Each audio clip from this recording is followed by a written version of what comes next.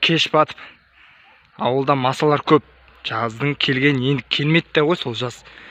Ауылда маса шыбын шіркей көп. Ей, Ерқа. Не болды? Не істеп тұрсың? Не болды? Сағат 9 болды, карантин уақыты бітіп барады. Ойбай. Айналайын қарағым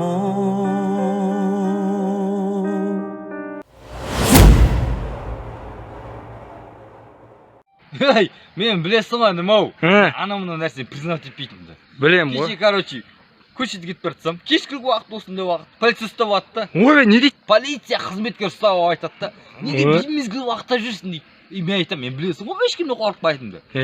Мен өзім білем дедім. Мен өзім білем. Жүрем ба, жүрмеймін ба? Қазір Ерқа. Сен маған дедім да. Ерқа, полицияның досы шығып отқан жақтан, ана жақтан. Келатыр ма өзі? Ерқа, маскасыз? Короче, былай ғой. Өткенде ауданда 27 адам шықты деп жатқан жоқ па? Жақын ауылдан шығып жатыр дейді да. Сақта қорлық жоқ дегенім ғой. Естідім ғой мен. Не істеймін аты мен өзім білем. Сол қазір полицияның дауысы бізге қарай келатыр ма? Ерқа қайда? Ерқа.